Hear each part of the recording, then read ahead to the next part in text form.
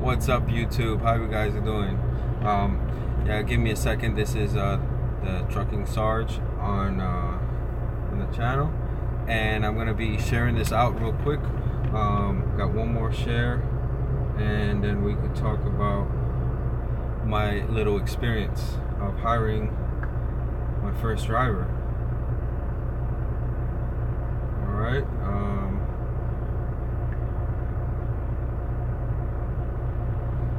I'm sharing this out and post. All right, so we got a couple people. We got a couple people in here. Let me know if you guys can hear me. Good audio check. I tried doing this a couple times earlier this week, but it was I was trying to do it while I was driving, and the reception wasn't too good. So I wasn't in a good area. We got one guy here. What's up, homie? Hey, brother, how you doing? That was, let's see how we got that's Zilla. So shout out to Zilla. What's up, homie? I'm just here. I wanted to speak about this experience real quick, and talk about show live. Yeah, there we go. Stay on there. All right, so I hired my first driver. All right, I wanted to speak about this experience because this driver that I hired, he was the first driver that I hired, obviously, and I knew this driver. He was a guy that I served with in the military.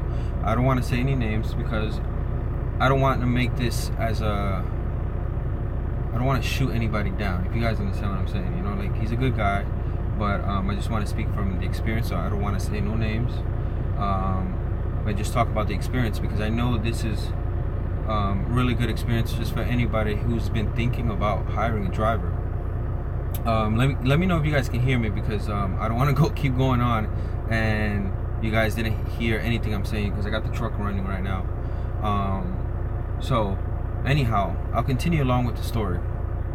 And pretty much what has happened is I told this guy, hey, you know, do you want to, you know, drive with me? We'll team drive for a little bit, and then I will get you your own truck, and, you know, I'll pay you such and such, you know.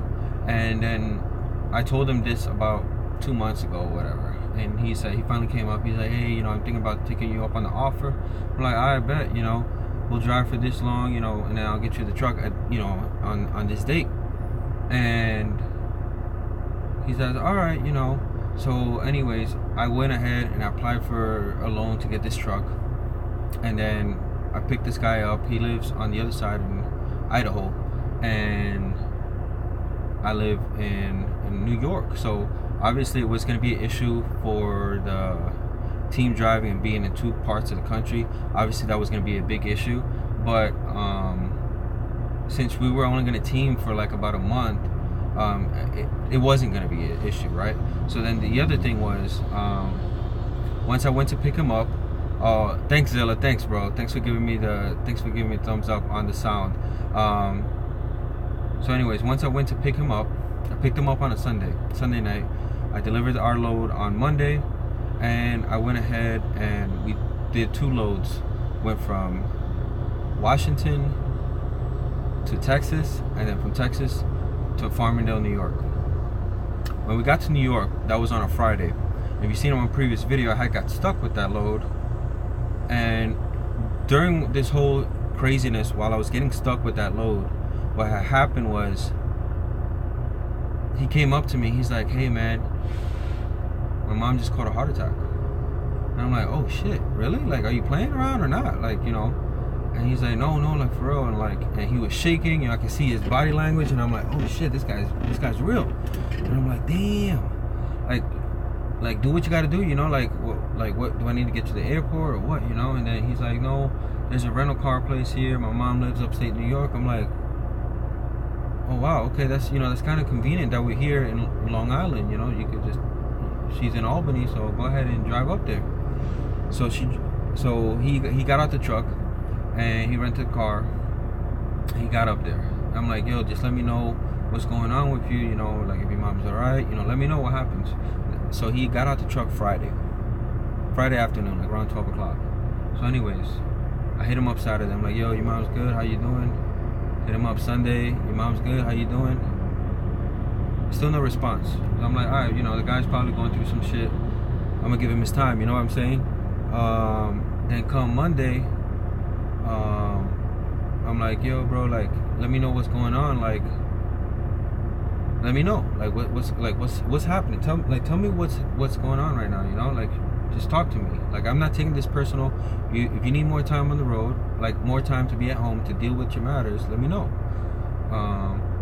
And still no response. So anyways, Tuesday I drive back down to Long Island because I went home because I wasn't gonna sit in Long Island for a full, almost, you know, a couple days or whatever.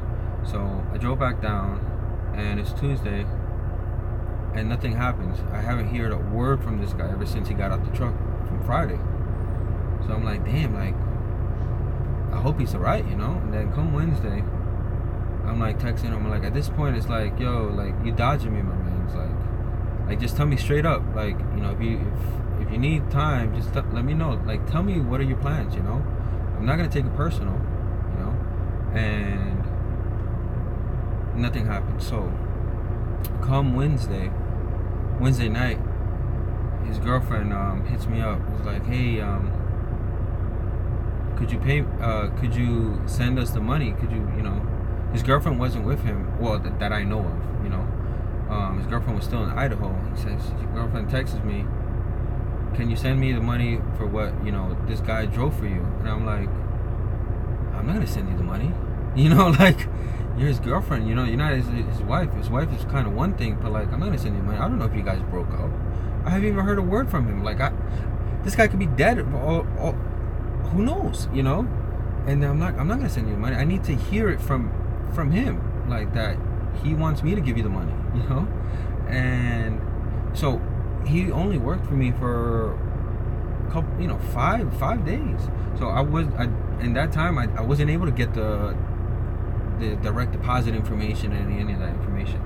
So anyways, I said, I'm not gonna give you I'm not gonna give you the money for what he drove until I speak to him. Until I speak to him and I know that's what he wants to do, I'm not gonna give you the money, right? And so all of a sudden, an hour passes by, and the guy hits me up, text message. He's like, hey bro, shit's been crazy here. He says, go ahead and give the money to my girlfriend. She's taking care of the bills. I'm like, alright. And then he says, sorry I haven't, you know, talked to you, but my phone's been, I don't have a charger, you know. And so I want to stop the music right there. Like, I feel like that's a bullshit excuse, honestly. If anybody agrees with me, give me a thumbs up. Alright? Like, granted, his mom is gone to doing some shit right now, you know, going through some shit.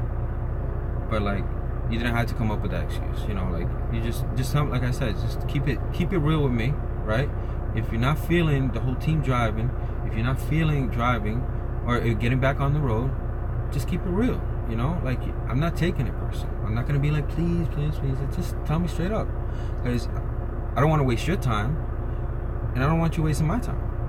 So that's how I am, you know what I mean? So that lame excuse with the charger, I'm just gonna call it how it is. That's a fucking bullshit ass excuse. So anyhow, I'm like, all right, whatever, you know. So we're gonna keep on trucking. We're gonna, you know, I'm gonna keep doing me. Like, I'm gonna continue driving solo like I've been, and I'm gonna give this guy maybe another day or so. Another day goes by, and obviously I gave the money. I did the wire transfer. I'm like, yo, here's your money. By the way, this is what I said to him. I said, I'm not supposed. I haven't even gotten paid for this money yet. So like, I'm doing you a favor by giving them some money, because I know what you guys are going through, and I know money might be tight right now. So I'm just gonna send this the money anyways. But from here on out, I can't be giving you the money before I even receive it. You know, this is like, we don't do business like this. You know what I mean? And so I sent that to him, and I sent that to his girlfriend, right? Because obviously his girlfriend is kind of being like the secretary, if you want to say this, you know. And so 2 days passed by, still not a word from this guy. And obviously that's Friday, so it'll be a week. And I'm like, I send this text, not a nasty text, just be like, yo, let me know what's going on. If you don't answer, if you don't answer me today, I'm just gonna take it as you're not interested in driving. Like, that's just straight up. Like, I'm not gonna be waiting around, not knowing, right? Like, as if you said I need 2 weeks, bro, to like deal with my moms and deal with this, get my matters in hand, then I'd be like, I bet I'll wait for you. You know what I mean? But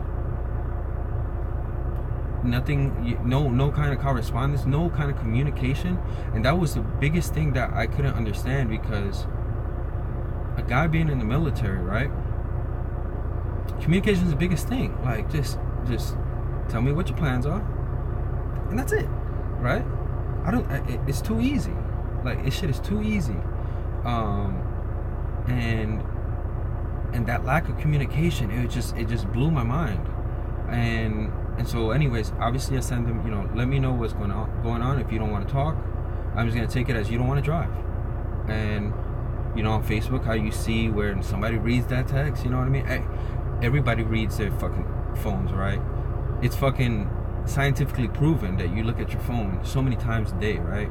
So homeboy seen his phone, right? He seen the message. He didn't respond. Ever since I gave that money, girlfriend stopped talking to me. All that. So what are you gonna do? So anyways, started looking for a new driver. That lasted me, that first driver experience, and that's somebody I knew, somebody I served in the military with, right? So if you come out here thinking, you get your bread up, you get your your money right, you get yourself a truck, you get yourself another truck, you have a driver, it's not that easy. It really is not that easy.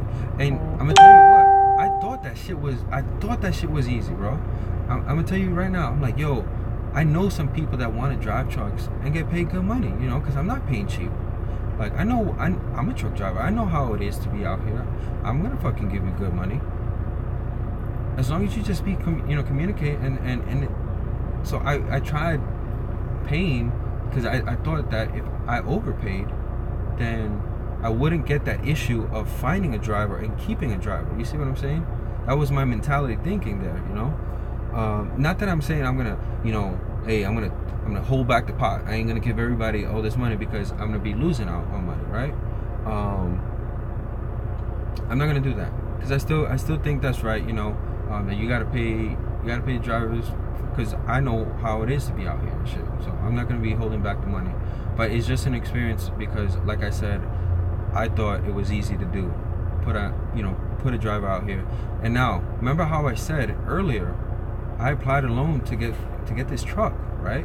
So I was gonna get this other truck, but I got denied because they wanted more money on the down payment. Well, I'm glad I got fucking denied, right?